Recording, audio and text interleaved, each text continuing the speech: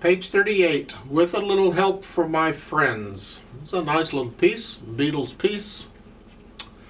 Common time or 4/4 time, we are in the key of D major, 2 sharps.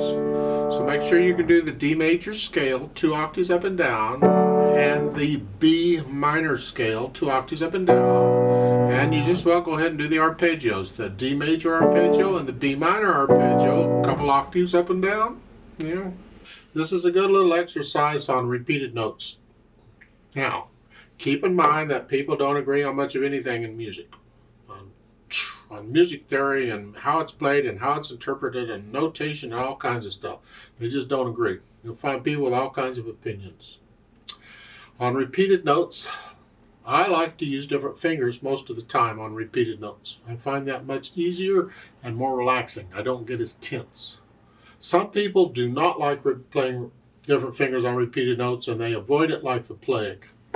I think they're missing out. This is a good piece that you can practice that and get a little handle on it, and I would encourage you to give it a try because it really will help when the music gets really fast or really intense, or you have a lot of repeated notes for a long time. You can get tired very quickly if you use the same finger. They give some exercise on a D here, and they're doing a 1-2-1-2. It could be any 2 fingers, but 1-2's good. So they have this. You should do this in both hands. And you have to, well, you can do it with any 2 fingers.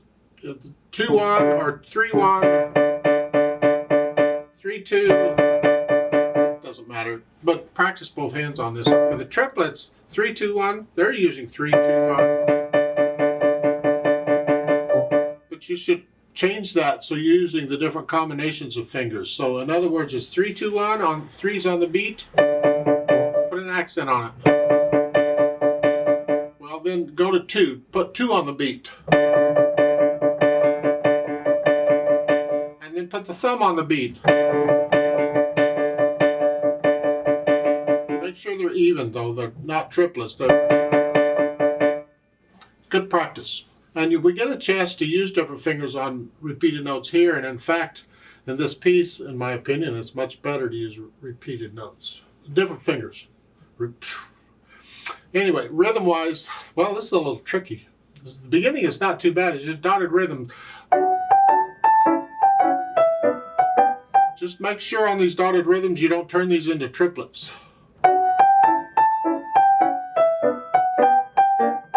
Triple, no, make the short note short. It's got to be crisp.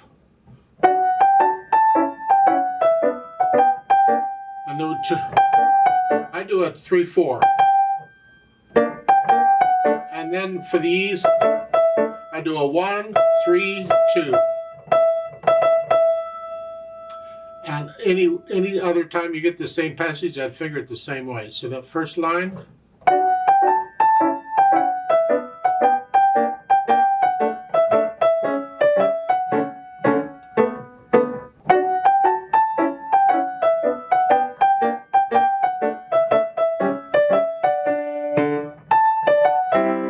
And then here, the last measure on page 38, this mess. First, let's just get the rhythm here. The last measure, 1 and 2 and 3 and 4 and. 1E and a 2E and a 1E and a 2E and a 3E and a 4E and a. I'm too lazy to count all that. I know there's 16 notes in there. 1 and 2 and 1 and 2 and 3 and 4 and. And that's basically the rhythm. You just gotta, the left hand won't help you. You can see where the left hand chords match up with the right hand, so get the rhythm in the right hand right. Just make the left hand match it.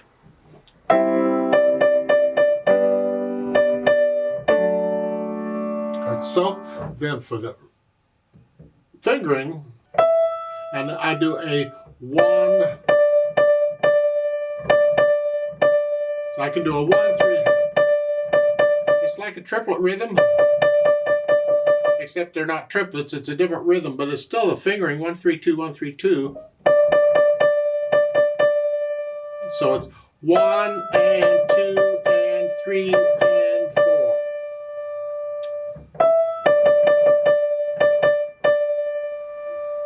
And once you get the hang of it, it's not bad. But then once you get the hang of anything, it's not bad. So it doesn't matter. But that's what I recommend you do. So let's do the last line here on page 38 is there.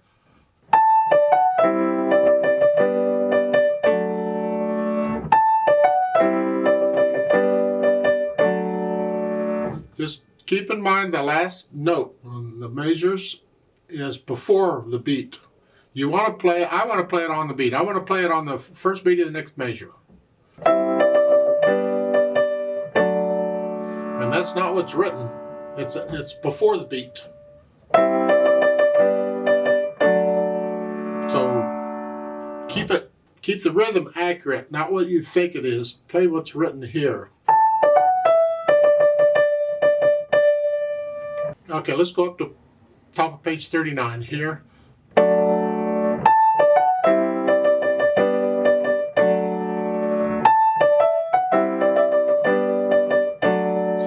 On these 16th note messes going on is the same. All three of them are exactly the same rhythm. So good luck on that.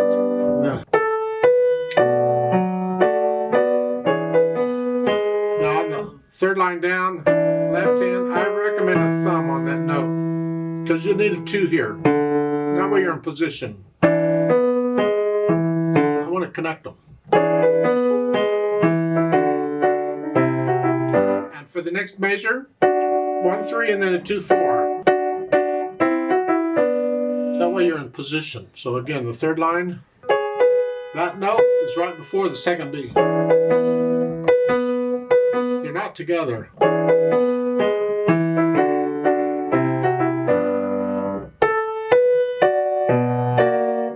you can do a 2 1. That's a stretch. I generally just slide off.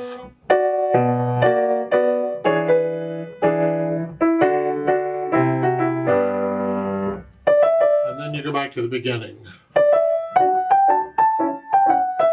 The chords at the end are just basic chords. And then a B flat chord, then a C, and then a major chord. I don't like the ending in this arrangement. To me, it's like, well, they didn't know how to end the song, so they just put these chords on the end. Okay. Dynamic wise and articulation, well, you got staccato, short staccatos, and just let it bounce along and connect the right hand. And it's soft. That makes the left hand very soft and staccato at the same time.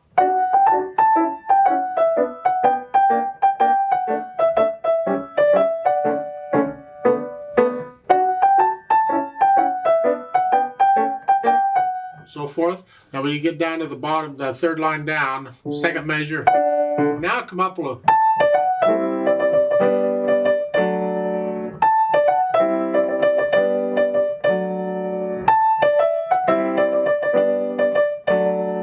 Now the second line on page 39, second measure, you go up to loud. And the right hand, the left hand's still soft.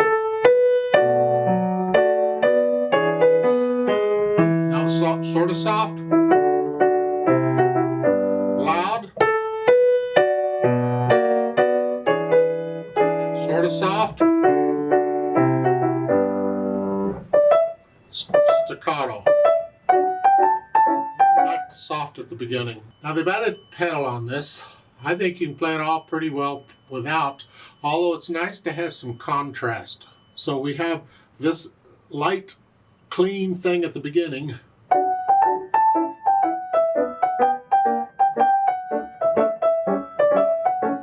Then when you get down to the bottom of the page, the last measure so, they've added pedal there. I think you do fine without pedal, but they want the pedal. You're going to lose the staccatos in the right hand, but they go so fast you can't hear a staccato anyway, but you play the staccato anyway. At your speed, not my speed. And then on the second line on page 39, toward the second measure, see, this is different. This is a contrast to this light at the beginning. This is, here, yes, we want pedal here. We want the overtones. We want to connect.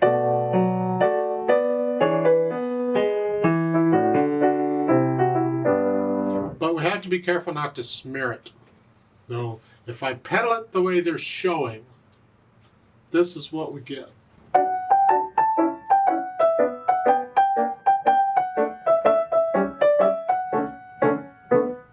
But when you get down to the third line, you start with the second measure, then you pedal. And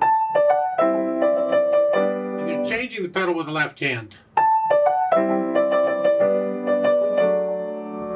And at the top of page 39, I lift it up with the hands. I want a little silence before I go. It's like taking a breath.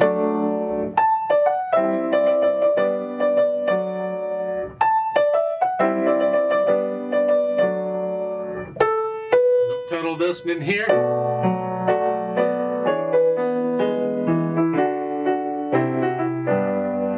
No, I wouldn't, but that's too smeary for me. So starting with the second line, second measure on page 39 here, I'm not pedaling the, you can pedal that chord, but lift up before, it's a phrase, pedal this. But in the third line, I don't pedal until I play the B in the right hand. I don't want to catch both. I don't want both of those, so I don't pedal until the B. And I lift up. I lift the pedal with the right hand. I want to hear the phrasing. There's a little silence there. And in the second measure, I don't pedal that. I can pedal this, but don't pedal. I don't want to smear it. I don't want all that yuck. Lift up.